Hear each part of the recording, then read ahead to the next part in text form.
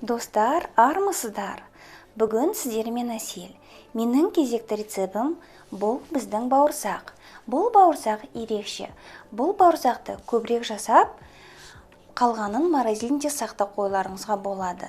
Қай кезде бауырсақ қалайсыздар, сол кезде алып бауырсақтарыңызбен шай ішуге болады. Бұл бауырсақты міндетті түрде жасап көріңіздер. Сіздерге ұнайды деген ойдамын.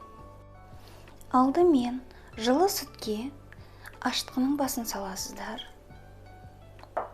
Шым-шым ғана қант қосасыздар. Қанттың көмегі біздің нанның басын тезірек ашытуға көмектеседі. Бұны араластырып, 1-2 минут қойып қоясыздар. Сонымен біз ұнға шым-шым ас содасын қосамыз. Тұз, жұмыртқа,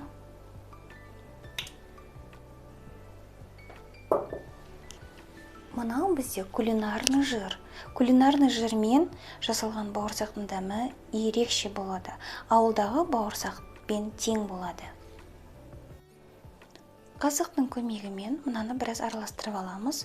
Бұның бетіне ашытқымызды құямыз.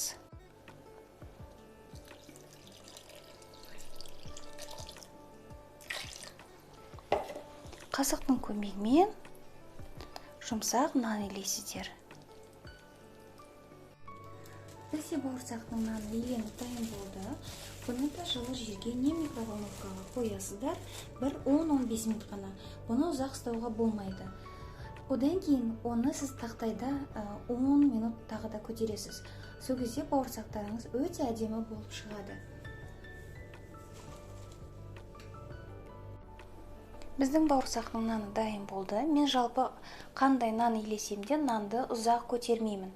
Себебі маған ұзақ тұрған нанның бойындағы ашытқының иісі шыққан ұнамайды.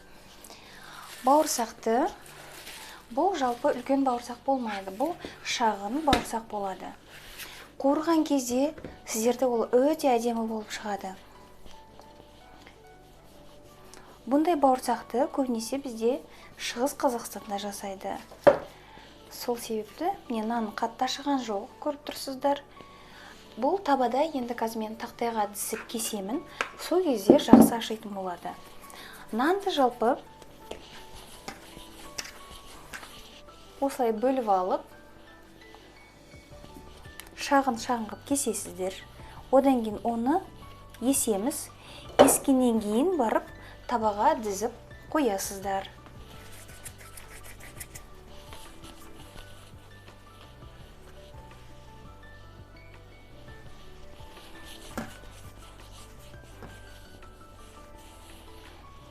Біраз май жағамыз. Май жағатын себебіміз бұл нанның құрамында жұмыртқа бар. Жұмыртқа нанды тез кептіріп жібереді. Нанымыз кеппеу үшін біз осылай жұмыртқа жағамыз. Осылайна кесіп шығасыздар да тақтайға тіземіз. Арасын ашып-ашып тіземіз. Себебі бұл біраз көтеріледі. Осылай тізіп шығасыздар.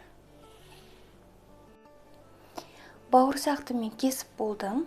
Бұл бауырсақ енді бізде 10 минут демалады. 10 минуттан кейін қызып тұрған майға салып қуырып аласыздар. Мен бауырсақты бастадым. Көрсеңіздер, бауырсақ біраз көтеріледі.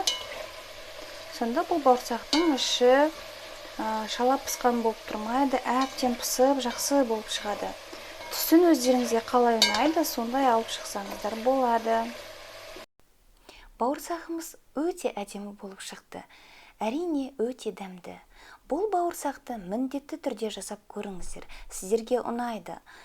Менің каналыма тіркеліп, қоңырауды басып қойыңыздар. Себебі мені жоғалтып алмау үшін, екіншіден жаңа рецепттер шыққан кезде сіздерге хабарлама келіп тұрады. Сіздермен болған бүгін әсел.